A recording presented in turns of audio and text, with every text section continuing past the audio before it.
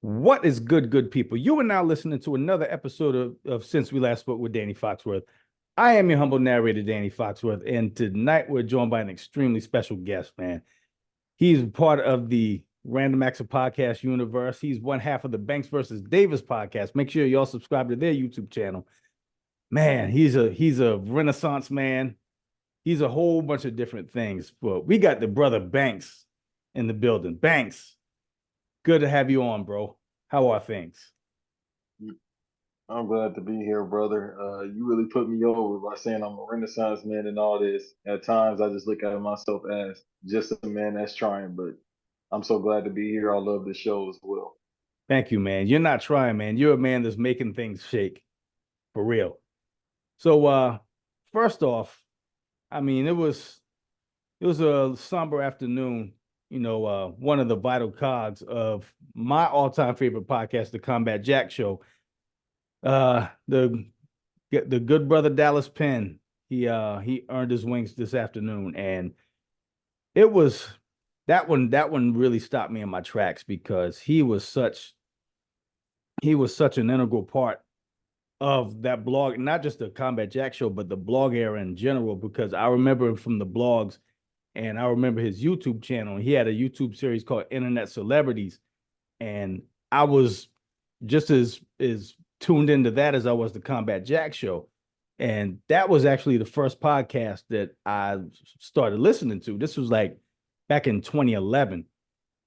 And every time you saw him, he had on some fresh polo, always was just an exceptional storyteller, always had sage advice, and he was also very transparent about his issues with his diabetes. I mean, to the point where whenever he would get an infection in his foot, always remember he would post a picture showing his infection, just letting you know, like, look, bro, it's real out here. But yeah, Combat Jack Show was just such an integral part in my early days of becoming a fan of podcasts. So, and I know Banks, you were also very fond of the Combat Jack Show. So, what kind of impression did the show leave on you? You know what? As soon as you start talking, I start thinking about, having an app. I forgot an app it was on Droid. This was like 2014, 2013 when I started, paying attention to what podcasts were. I had no idea what they really were. Around that time, I was listening to the Stove Cold podcast. I was listening to Bo Monty. I was listening to Combat Jack. And I wish I could think of the app right now. I'll look at it and then I'll send you it. But Okay. I just remember the excitement, and this is before Spotify. I just remember downloading this app and just finding the Combat Jack show. I was just like, I want to listen to a podcast that talks about, rap that I like. And I saw the West Side Gun interview. I had no idea who West Side Gun was, but I listened to it. The Bomani was on there. I think that's actually how I found out about Combat Jack when he was on Okay. there, which is still my favorite episode. The first time he was on there. So with him, I didn't understand. I understood what was going on, but of course, I was still a baby to podcasting. But listening to it in the format that it was, I was like, okay, this is the new radio before the new radio. And there's no disrespect to Breakfast Club because I still was listening to Breakfast Club, but the type of artist that he had on there, you know, I resonated more so than the artists that were on the Breakfast Club. And when I started listening to it, the type of questions that he asked and how people just felt, it was kind of like Barbara Walters esque. Like people felt more comfortable around him just because, God bless Reggie Atheist. He was from, the culture, so to speak. He was around these artists. And then Dame Dash was on there too. And that's when I really had a perspective of it because Dame Dash wasn't on there, sunning people like he usually was. And I Yeah. remember he asked him the question, man, just talking to you right now, I'm thinking about that interview. I want to know if I could find those. But if they put out that, shouts out to B Dot who was on there. They're still on SoundCloud. Uh, they're still on SoundCloud. Yeah, like there's a ton of Combat Jack episodes on SoundCloud. Okay, when we get off, if you can send me that link, I'll send that to him. And you know what? Like I told him, when I find the episodes, because you could kind of still find this stuff. Gotta download it. Shouts out to the Droid users. We can download stuff because I'm gonna just download them, put it on my SD card, and just keep it there. But not to be long winded, when he passed away, I understood, everything people were saying about him in a good light, just because he is, like B Dot said and you said on Twitter, he is the power father. There is no Joe Budden. There is no, and also, damn, I can't think of my guy right now that got locked up for, the Troy Tax Ave situation. tax stone. Yeah, yeah, and then Tax Stone started my level of loving podcasting as well. And I remember Tax was talking about Combat Jack. He gave him his flowers right after he passed as well. So, not to be long winded, once again, Combat Jack is the real podfather. There is no hip hop podcasting before or after him that even matches up to that. I could not agree with you more. So who was some of your favorite episodes? Again, my favorite one is probably the Dame Dash one, just because he's talking about Steve Stout and everything in general. And they Well, had a history. Like he scarf said, he got hands. up. Yeah, he said when he got up, his foot was broken, but he still smacked Steve Stout. It was like that episode, the Bomani episode, um, Cormega. That episode was great. The Locks episode was phenomenal. Um, what else did he have on? I think that's for the most part the ones I could think off the top of my head again. Now that you told me they on SoundCloud, yeah, I'm gonna download them and revisit and start listening to them again. But those are my favorite episodes, and they stand out the most. Tight, tight. And I think the Ice T one is a 1A and a 1B is Ice T and DMC. Those were my two favorite episodes. And the Ice T, I saw it was like, and that episode was like 3 hours. And I was on the edge of my seat for the entire 3 hours. That was some good podding, man. Like that one, Yeah, the Ice. go ahead. I'm sorry. I was gonna say his Ice T story sounds like a movie, like a comic book. It He needs a really biography. does. And I really like the therapy episode too. And they had the therapist on just asking questions with the crew. That was a really good episode. And man, Brother Ali, that was a great episode too. That one, D Nice, I think that might be my top five. Yeah, I haven't heard the name, bro, and I'm not saying this in a bad way. I haven't heard anybody else speak about Brother Ali in a while.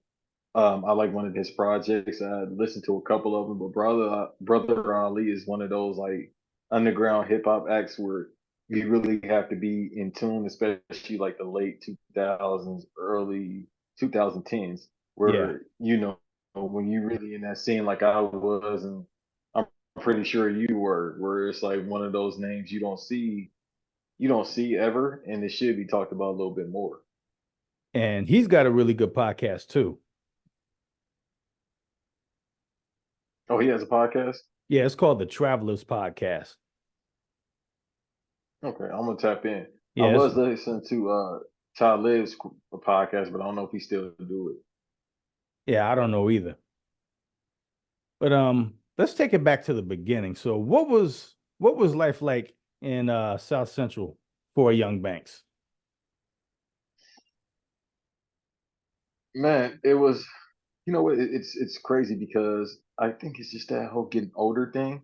Because I'm in my mid 30s, and Mm-hmm. as you start to really try to progress in your life even more, and you come from the inner city, and you're trying to make progress, you're trying to break family curses, you're trying to be not just generational wealth, because we see even with billionaires, their kids start to lose their marbles, so to speak. I don't have any kids, but you want to just break those curses that bind your family, which is poverty, which is more so a mindset than anything else, just because there's so many people to this day I grew up with, they still haven't left LA at all. South Central, they haven't left. They haven't been to the places I've been, and it bothers me. It's like survivor's remorse. So growing up, I was born in '88. So growing up in that early '90s, I only remember so much of it. The Mm-hmm. chaos that ensued. Like I was telling Aunt,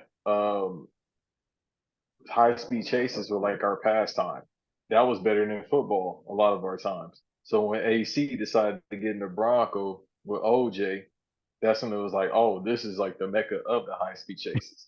So I remember the trial just a little bit. But for the most part, my upbringing was a single parent household, and it's not because my father left. My father passed away when I was like 10 years old. He was off and on there, but for the most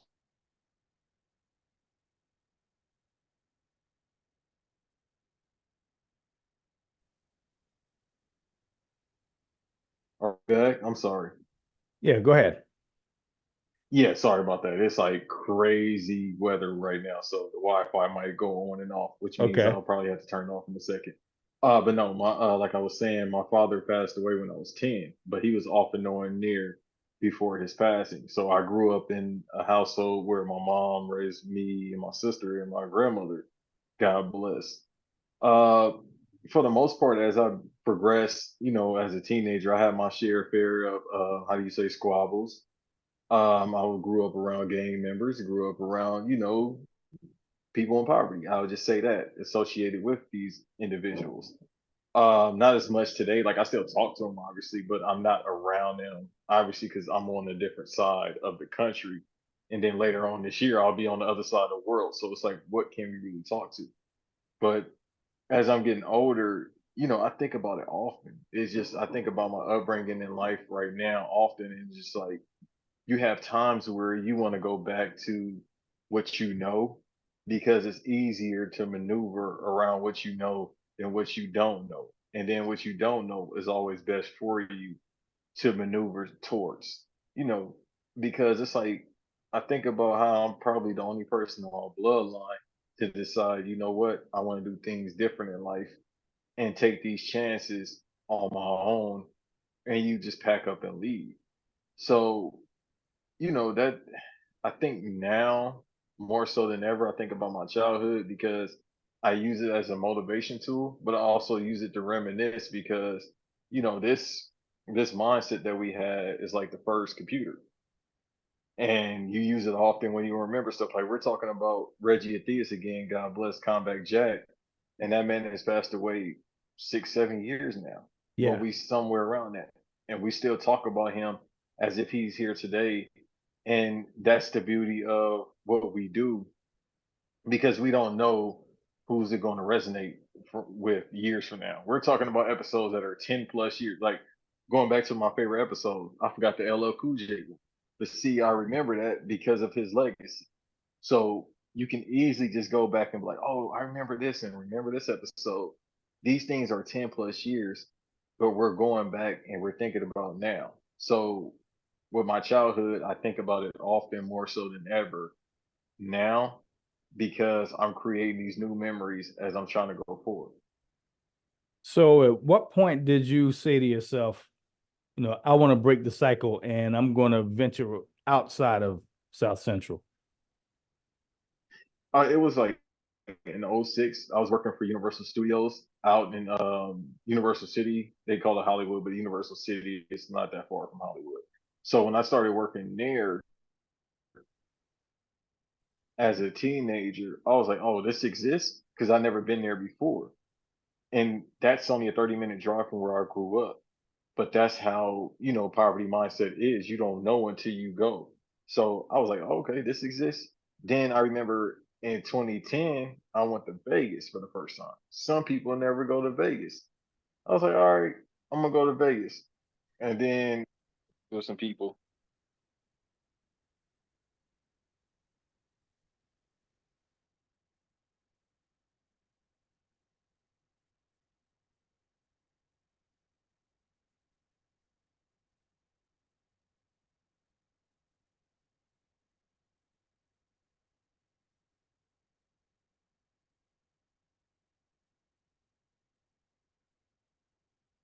All right, brother, I'm sorry about that. Are we back? All right. Yeah, we good. Yeah, yeah, like I said, I just turned the Wi-Fi off because this connection is horrible. This Okay. rain is coming down like crazy. So like I was saying, in 2010, I just decided, you know what? Some people invited me out to Vegas. First time going to Vegas, I went there, and then around that time, I want to say '09, I started doing background work on TV shows and movies, and I was like, all right, I like this, man. Let me see if I can get myself involved because if it's something I love, I have this knack for if it's something I love like podcasting and I think about it, I'm like, why not? Let's just try it and see what happens. The worst thing you can do in life is not try at all. Like you gotta at least try and see what happens. And then if you fail, you fail. If it doesn't work, just figure it out how we can make it work. So with me, I was just like, you know what, I like this acting stuff. And from then I started to try to chase after it. But, in 2016, I stopped doing that. But then around that time, I started trying to do podcasting. I got into podcasting in 2018. And from then, I just kept doing it, took a break, which, I always think about if I was consistent with a lot of things I did, including acting, where would I be at in life? And there's other things I want to do outside of that. So, cut to last year, I'm like, you know what? I want to get back in acting. I want to get into this other thing I used to do because in the past week, besides losing Dallas Penn, it was somebody I met 2022 in the wrestling community named Trey from We Love Wrestling. Shouts out to him. Good dude from Indiana. Met him when we was in Dallas for WrestleMania. He passed away last week. Oh man, sorry to hear that. Yeah, and I had to shout him out as well. So it's unfortunate just because he has a young man, and I don't want to make this somber, but it's life. But it gives me a perspective of everything. Like, are you gonna keep trying to go forward with everything you want to do because you've been this far? Like, and I think about often how if what if I was still in LA, didn't have the mindset to leave, or what if I was still in LA like everybody else? For God or whoever people believe in, whatever entity you believe in, to have me even this far, even though I have a lot to my name, to even be this far it's giving me a realization like, yo, let's just keep going and let's just see what happens. Because sometimes I want to go back, or sometimes I want to go against God's plan. And I have my own idea. And I think a lot of people have their own idea of what God's plan is, and that's not the play. And then when it doesn't work out, you be like, oh, I thought that was the play. It's like, nah, we're going to go this way, even if it's going to be harder. But that's how you know you're going somewhere because the more difficult it becomes, the harder the road, the harder it's going to be to get to your goals. But the easiest path will be, you know, your destiny, so to speak. And that's what I'm chasing at this moment. Man, that's you couldn't have said that any better. So how did you go? So were you living in Dallas at one point? I lived in Dallas for a little bit of time. Like I stayed in Texas. I've stayed all around the country, but for the most part, I've lived the longest is in Florida. I'm now, as of this recording, I'll be back in the or next week I'll be back in the Carolinas for good. But I've been working in Texas the past month. People be like, "You're a nomad," but I go where I can make some money, and then at the same time, I always try to see if I can make stuff shake. And if it doesn't work, I'm like, "All right, cool." I end up always going back to the East Coast because I tell people like I don't make the smartest of choices, but moving to Florida 4 years ago, yeah, it's been 4 years. It's going by fast. Before the pandemic hit, is the smartest thing I've ever done by far. That's the best choice I've ever done because I've seen how my life has changed, spiritually and overall, the blessings that have happened since, moving to the East Coast.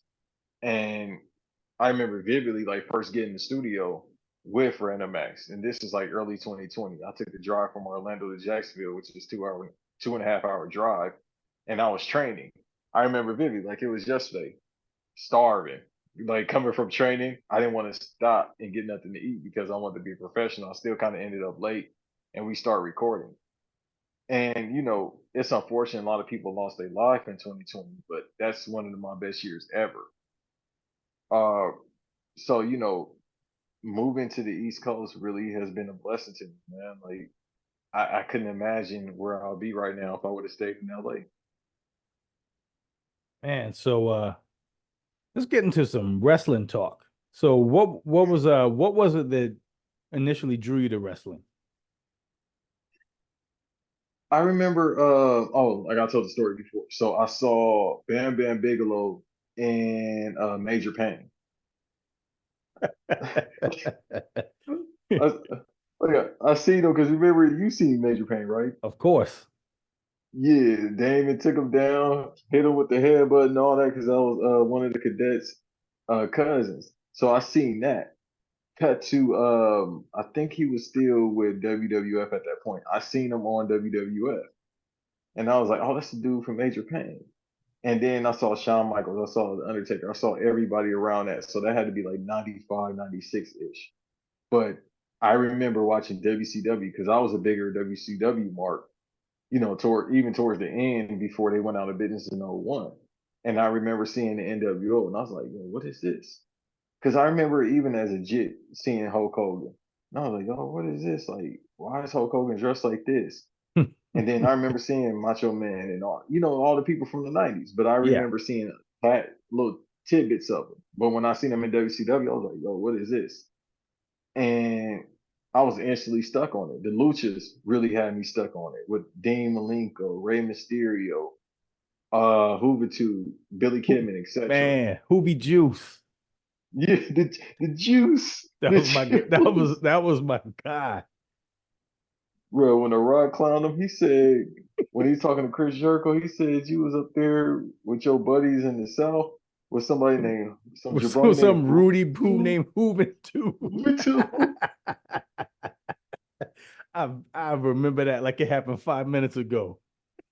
And he rhymed it, Juventud. So, and that's the guy that really made him and Stone Cold, especially The Rock, made me say, "Oh, wrestling is phenomenal." Like to this day, he's one of Dwayne The Rock. My home Davis puts it in two perspectives, but The Rock from the '90s is one of my biggest influences because he was our Ric Flair. I say he's basically hip hop Ric Flair from the way he dressed, the way that he talked. He just remixed it a little bit. So with him, he one of my influences with trash talking as well as Scott Steiner, who was probably my Oh biggest my influence when it God. comes to trash talking. Scott Steiner's the best.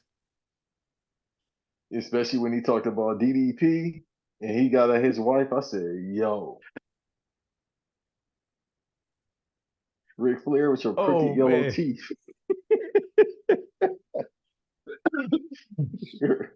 My pops used to because sometimes my pops would watch Nitro with me. He hated Big Papa Pump. But Yeah, man, the Carolinas, y'all huge on wrestling. yeah, oh dude, I remember when my grandfather was still alive, they used to have wrestling matches at the National Guard Armory. It was probably about 10 minutes from my house. And literally every other Saturday, me and him would go to the wrestling matches because he was the one that really got me into wrestling because he was huge in wrestling. Yeah, Like that's the Chief J, territory area. yeah, like Wahoo McDaniel, Chief J Strongbow. Those were that was my grandfather's guys. And Rick was the king, right, in the Carolinas because he used to wrestle on the Greensboro. Yeah, he was that man. Yeah, that man was royalty in the Carolinas. Yeah, no, I just hear about the stories about the Carolina and how a lot of the workers, yeah, like the Wahoo McDaniel, the Chiefs, they strong bones. I was about to say, I don't think Sheik and Iron Sheik was there, but it was somebody from AWA. I remember worked the territories in Carolina, but still, like you said, like a lot of people don't remember. They didn't come to the West Coast a lot, but from me doing my research, a lot of times they would work the Carolinas, they would work Atlanta, and then Florida for the most part, the Florida Championship Wrestling. And then if you was up north in the territory, that was all Vince Senior. Yeah, I remember they had a pay-per-view. It was a Clash of the Champions in down here in Charleston. I remember I think it was Junkyard Dog and Lex Luger. They wrestled. And dude, I was like, as soon as the bell rung, Lex Luger hit him with a clothesline and pinned him. Like that was the fastest match I ever seen in my life. I'm like, bro, like he ain't even put Junkyard Dog in a torture rack or nothing. I was upset about that. I wanted to see the torture rack in real life, but just wasn't meant to be that night. Yeah. And a lot of the old guys, they still live in the Carolinas too, for the most part. I Yeah. know Lex stays in Atlanta. So mostly everybody stay like in the Atlanta area, the Carolinas, because they bought the houses years ago. Yeah. And why not? And why not? Because it's random for me to be in North Carolina, but I love South Carolina as well. My boy actually lives that I was in the business or not in the business with, but I was working with him 14 years ago. We was on some TV show.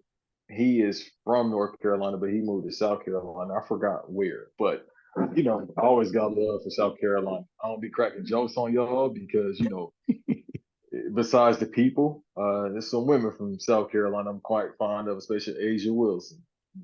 Y'all, if you see my IG stories, every Mm-hmm. time I'm a huge mark for her.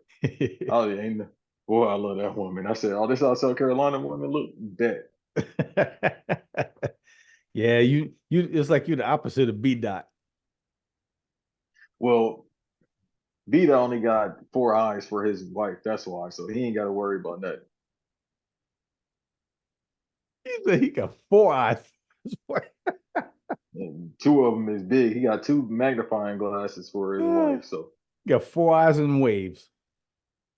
yeah, but those are press on waves, man. That's a kid that Ooh, he got. shots fired. Yeah. So That, Banks that, versus that's all. Davis. Yeah. How did that come about? During the pandemic, a lot of people got busy and some people didn't get busy. Me, I was just recording during that time. That actually got me back. Like right before the pandemic happened, I was doing a wrestling podcast. Shouts out to my brother Just, who's from LA. We used to do a wrestling podcast in 2018 called Kayfabe Ain't Dead. So around that time, it was like, all right, let's just record. This is February 2020. And then again, I took a break because it was sometimes I did solo episodes even back then, but a lot of times, I kind of like, it was like whatever with it. And again, I should have been more serious.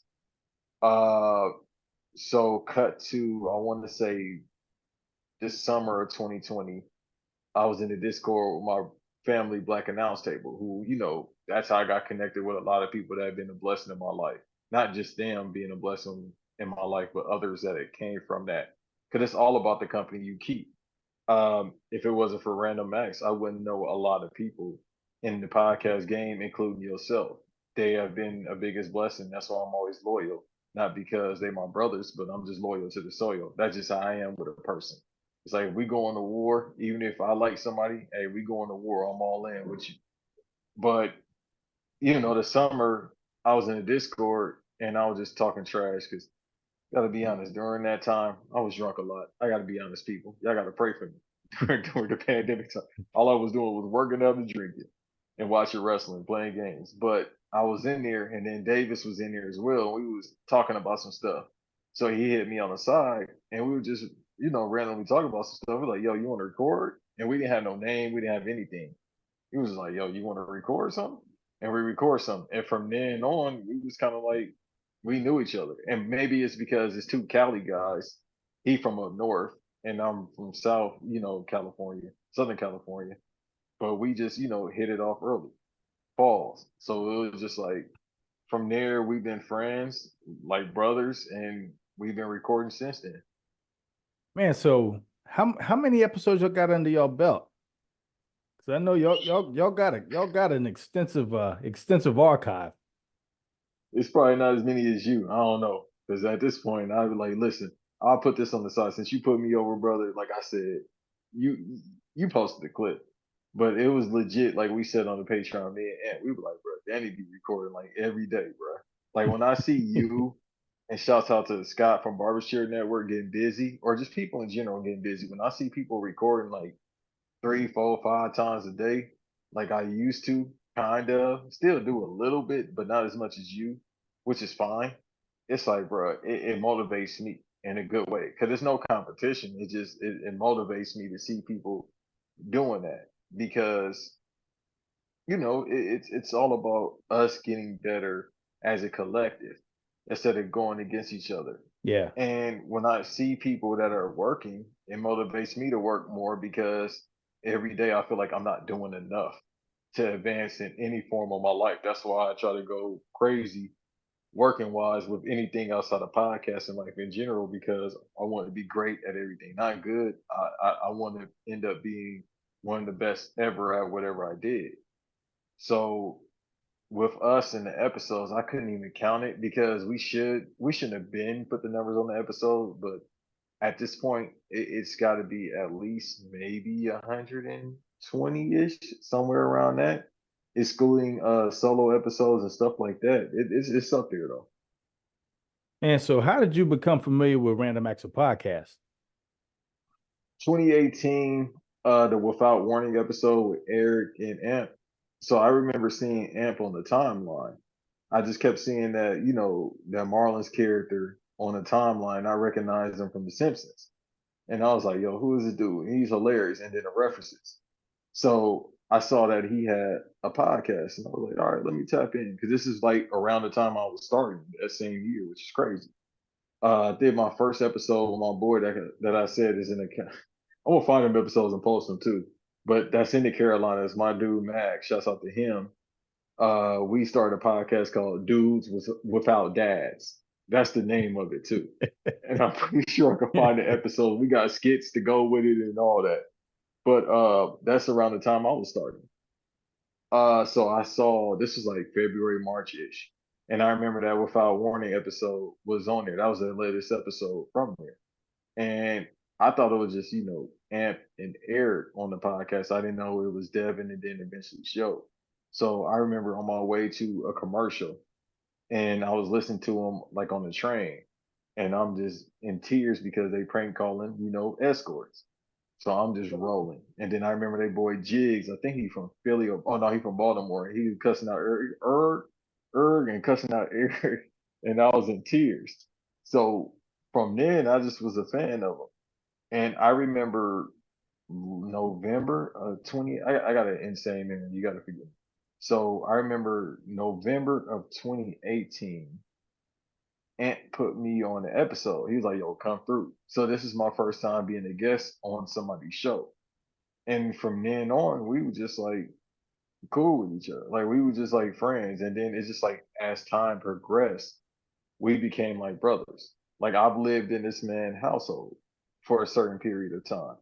And this is when we was doing the 2022 episodes, like the now infamous or maybe famous at this time Wishbone episode that still gets likes and it's Still doing everywhere. numbers. And it's like, dude, that just came off the cuff of one conversation. And then I was like, I think I said something about Wishbone. I don't want to put myself over, but I think I said something about Wishbone. Somebody said something about Wishbone. And then from then it just I didn't see that coming. I don't think nobody saw that coming. Yeah. And then it went from there. And to this day, on my TikTok, it still get likes. I think on the Random Max page, you get TikTok likes. I think on Facebook, it's over 1 million views.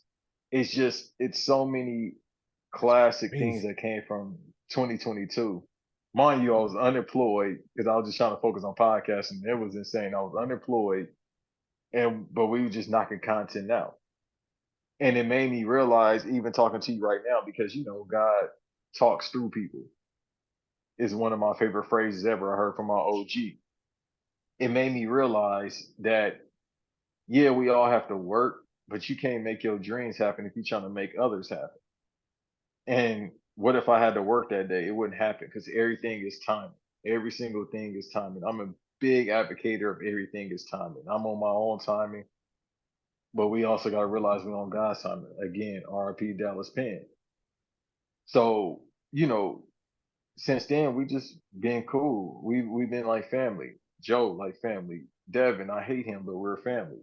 And family tends to hate each other. B dot basically is family. I really hate him, but that's my brother. I love him. Like, it's just funny. When you find these relationships through the internet or social media, whatever the case, well, it's the internet, you tend to be like, all right, this is just whatever. But some of my best friends, even though I have friends obviously before that, but the people that I align with more so in life now, and we all have the same mission and purpose, I found online, which is crazy because this is nothing but ones and zeros, and it's connecting me to people of higher source outside online. And it's God's will. Funny how that works. Right. So, how did you and B Dot get together to do the tangent episodes? What's tangents? On the Patreon page, on the REOP page. I think that's an AI. I don't think that's me on there. That might be AI Parker Snoop. With him, it might be Grand Pooba doing the AI for him. I'm not sure. Okay. Cool Mo D is what B Dot sounds like at times as well. But we started doing that allegedly because we were just, talking like we usually talk. Like me and him do, we were doing something called tangents. Me and him talk, like regular. Nah, me and him talk like it's a podcast every day anyway. So it was just us, like, let's just put it on wax whenever he's free. Obviously, he's a family man and he has a job and a wife. Me, I'm able to do this because I have none of that. If I had it, I'd probably still be doing the same thing, but I'll be a bad father at that point. I don't know. But anyhow, it's just, um, yeah, so we just started putting on wax whenever we get a chance. So as of this recording, we had an episode that's supposed to come out, but yeah, it's being edited about 20 times. We Amp called it the new detox because I don't know what was going on that day. I gotta promote because I already know Amp gonna get heated if I don't promote. But patreon.com/REO podcast. Tangents coming soon. Yeah, that episode, I don't know what was going on, but it usually doesn't take this long for Amp to edit, but it was us for 4 hours wilding, and yeah, it'll be eventually be out. And another thing that caught my interest was the fact that you were also a huge fan of Little Brother. This Talk one I about was, man. that. Anytime somebody bring up little brother, hey, I don't smile often. I do like Black Dynamite. I am smiling, I am but when smiling. people, I am smiling. When people bring up little brother, bruh, if we got 2 hours, I could talk about little brother. Let's go. Man, they was on Combat Jack. Just thought about that right there. Yeah. I think the foreign exchange was on there as well. Uh, hey man, I really love. Thank you for having me on here because as soon as look, that's what I'm saying. Like it's hard to get me startled and make me smile, but when people bring up stuff like that, it's like, oh yeah, we here. The listening was '03.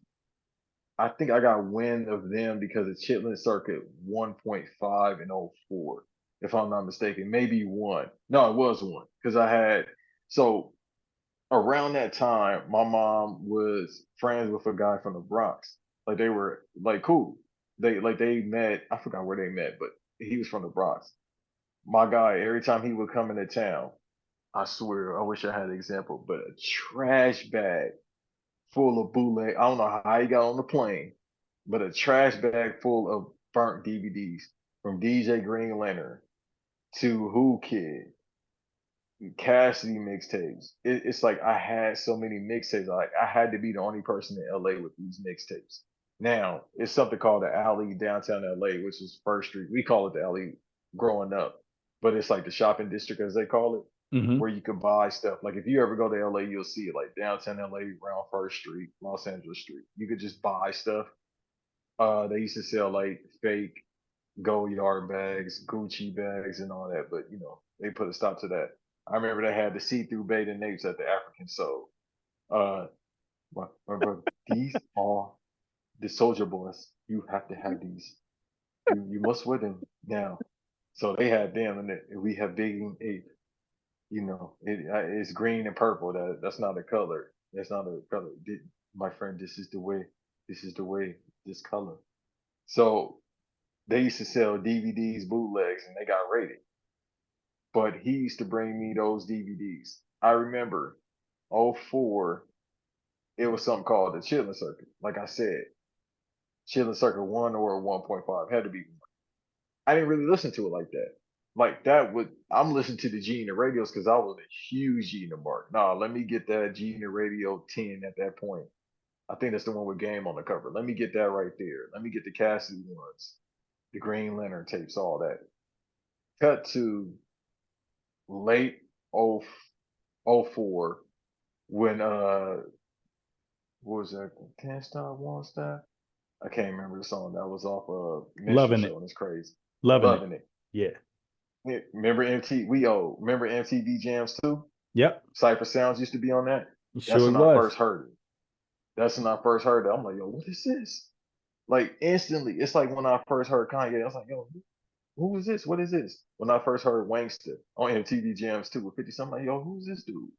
It's the same thing. Because remember, in our day, you had to have a street single months or a year before the actual single come out, and then the album gonna come out months later. So Mm-hmm. you preparing for your album rollout a year before. So I heard that, and I'm like, yo, what is this? And then cut to then, I'm like, oh, this is the mixtape I got. And I put it in Chilling Circuit, and then you know what Fonte saying, I'm cussing the show. But he started Chilling Circuit and Expletive, and then On and On start. When I first heard On and On the Chilling Circuit one, I said, okay, I'm here. Chilling Circuit 1.5 came out. I had to get that. And then when Mitchell's show came out, and I remember kids, it was something called a double XL. I was a bigger fan of the sauce. I ain't really like the sauce like that because Eminem and then was dissing Benzino. So I was a double XL guy. That's how I first saw Buffy the Body. Anyhow, um, Shout out to her. shout out to her. Uh, so I heard, I remember they had the double XL. They gave them that rating. And I remember I had the Mr. Show. I had it on bootleg, unfortunately. And I've been a fan since. It's been 20 years, which is crazy to say. And dude, Little Brother, in no chronological order, Little Brother, Outkast, and Slum Village are my top three favorite uh, rap groups ever. I'm sorry, Outkast. Yeah, Outkast, Little Brother, Slum Village. In my top three in no particular order. Man, that's wild considering that you were in South Central and hearing these raps. Bro, I think once upon a time I might have been, if reincarnation is real, from the East Coast. Because some people hear me, they like, oh, I didn't even know you from LA. You sound like you from the East Coast, or you sound like you from the South. I'm like, I can't explain it. I'm really from South Central, Florence and Vermont, Florence and West. I grew up all in that Florence area. Like, I grew up really in that. So I can't explain it. But yeah, like, because the thing is, West Side Connection, I listened to it a little bit. Dub C and the Mad Circle a little bit. South Central Cartel, NWA. I was listening to a lot of our artists. I was even listening to the Booyah Tribe, which is the Oh, Pomona RIP, Samoans. RIP Gangster Red. Yeah, like the Blood Samoans. Like I would listen to them as well, but I was more so in the East Coast rap. Like Slum Village ain't East Coast, but they got the East Coast sound to them. And it's because of Jay Dilla, who, man, like Jay, that's what I'm saying. If you got another 3 hours, I could talk about Jay Dilla for another hour because Shit, I let's don't talk. go a day, dude. I don't go a day without listening to a Jay Dilla project. I can't. Sometimes I go to sleep to Jay Dilla. Sometimes when I need to think straight, get my mind right, I listen to Jay Dilla. I listen to Dillatronic almost every day. The King of Beats, all volumes, almost every day. Like, yeah, I could listen to The Shining. Yeah, I could listen to Donuts, but I listen to those. Uh, Man, I listen to Illa J. I like his brother as well, but I listen to the instrumentals from that album instead sometimes. That man, dude, I almost start tearing up right now. And I ain't even an emotional person. I don't tear up. But it's again, it goes back to the Combat Jack thing. Sometimes your work is here forever, and we're talking about 20-plus-year-old beats. And I remember posting on 2 years ago. I remember posting on YouTube under a comment section. I find new J Dilla beats every week. Like the batch from '98, I find those classics. The early 2000s batch. It's like, dude, if I go on YouTube right now, I'll probably listen to a J Dilla beat I never heard. And there's some J Dilla beats to this day I wish I could find that I don't remember the names from. Like, with his stuff, you gotta screenshot it or write it down. And then you gotta have a project bookmarked and everything. Yeah. And there's particular beats, like I can hear in my head. Like if I as I'm talking to you right now, certain beats I hear in my head, I'm like, dog, what was that beat? And it drives me crazy. But with him, That's another influence. Like just as The Rock is my influence, the Neptunes, Jay Dilla, and Super Metroid. It's like those are my influences for life, which is weird. So what is it about Super Metroid? The nostalgia factor. It's I was a big Nintendo mark like everybody else. I'm a huge gamer, but with that game, it's like if I think about it, I instantly click back to being around my granny and seeing her. Like it's like I'm in the living room as we're talking right now. I'm playing the game. Like I remember we stayed on 73rd and Gramercy, which is South Central. 73rd and Western is the main street over. And I remember, man, it's crazy. And I remember like I could picture being at the door right now. My game console and TV is right here. And it's a small part where my sister had her toys at. The kitchen's right here. Like it's scary how the mind works. You can remember stuff like it was yesterday, and this is 20 plus years ago. And of course, Mario Kart, Star Fox, all these games I was playing, Ultimate Mortal Kombat 3. But Super Metroid sticks out the most because of the soundtrack. Like I'm a big like nerd for sounds. Like how certain stuff sounds. If it sounds bad, I hate it. If it sounds good, I love it. And it's like certain sounds like trigger me. Not in a bad way, but if I hear it, it'd be like, what is that?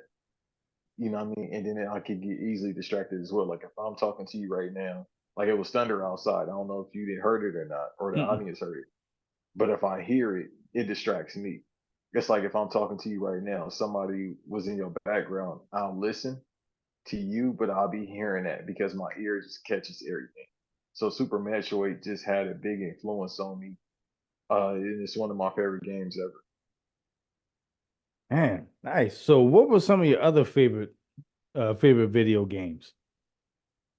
Final Fantasy VIII. This game called Xenogears. I'm a big JRPG guy. Like I was playing nerd like games, figuring out things, and that's probably like the way I am right now. Like dialogue heavy games, turn based. Xenogears, Final Fantasy VIII, Kingdom Hearts 2, GTA San Andreas, Super Metroid, Mega Man Legends, probably this game called Legend of Dragoon, which is on PS1. Yeah, I get serious about it, people. I'm that big of a nerd when it comes to video games. NFL Street 2, Soul Calibur 2, Madden '04, just because like everybody else Mike Vick, but Peyton Manning was my guy as well in that game. Him and Starvin Harrison. I'm sorry. I see what you did there. Yeah, no, I don't know. I don't know that last name that Ain't I trying, referred to. I yeah, was ain't tweaking. ain't trying to invoke his name. Yeah, the old head. I ain't trying to make the old head mad. Um, Star Wars: Knights of the Old Republic, which was on the Xbox. Man, that's probably it. Like some of my favorite games of all time. Super Mario World. That's another one. Star Fox, like I named earlier. Super Metroid, Super Star Wars. Yeah, the list goes on and on. As you can see, it's nothing from this era really. There's nothing from this era you really, like I play this stuff. I love it. It don't resonate like the old stuff. Word. So man, plug your shit, man. If anything you want to plug or promote, floor is yours. Oh, we could have cussed the whole time. I was being professional, man. Yeah, I mean, hey, you move however you want to move, man. No, I love you, brother. And then besides that, I know you have an audience of people from different age brackets, more so older. So I try to be respectful. You feel me? Well, And they because they they cuss too. I know, but shit, they cuss when they behind closed doors. But nah, but that's what I told Dot because me and Dot was joking about it. It was like, man, I got to be on Danny's show. I barely. He said he barely cussed me. I didn't cuss at all. You know how hard it is for me not to cuss, but again, it just because your energy being around you. Like when I'm around my guys, not saying you're not my guy, you definitely are my guy. But when I'm around certain people, I switch my energy depending on how they are. So I know how to talk around because I don't talk to everybody the same way. I talk to Yeah, every single body different based on their personality traits. gotcha. So with you, it's like I'm not gonna cuss because of the energy and how you talk and stuff like that. But you know, I will say thank you for having me.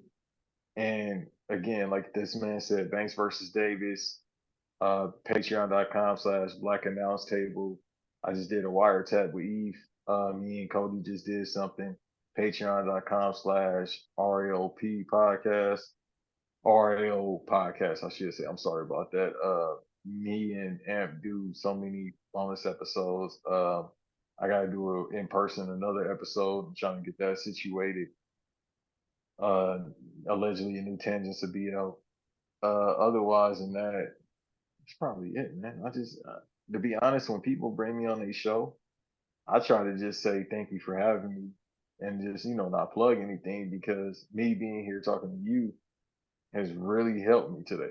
Like, I'll be honest with you, brother. Like, Man, it be certain times when I'm trying to figure out life and if I'm doing the right thing, and going through whatever difficulty, you know, when I get to talk to somebody like you, it really brings a perspective like, damn, maybe I am doing something right. Because I don't you see are. myself the way, and I never see myself the way others see. You feel me? Like when people say you this or that, or you going this way, I don't see it. So when, again, like I said, my OG told me God talks through people. Uh, so to hear you say that and we have a conversation about stuff like this, I'm like, dude, I appreciate it. I appreciate you too, bro. Straight up. Yes, sir. This And by far, no lie, this is by far my favorite thing I've done this year so far. All the thousands of things I've done, but this might be my favorite, brother. No man, lie, and I'm not a lying person. And I'm too blatant sometimes. I just, I really appreciate this. man, and I'm glad I could help. I'm glad I could provide a service. So again, thank you for being on, man. This was such a joy. It was such a treat to be able to actually chop it up with you, like for real, for real. Hey, next time we gotta do it in person, brother. I'm gonna take that drive. Oh, 100% for sure, man. I'm looking forward to it. So Yes, sir. thank y'all for listening. Thank y'all for watching. Make sure you like, download, and subscribe to Since We Last Spoke with Danny Foxworth. Make sure you follow my YouTube page. You can subscribe at Danny Foxworth 843. You can find all the video versions of episodes from this podcast, as well as my baseball podcast at The Plate with Danny Foxworth. And for Banks and myself, this has been another episode of Since We Last Spoke with Danny Foxworth. And until next time, y'all be good. Peace.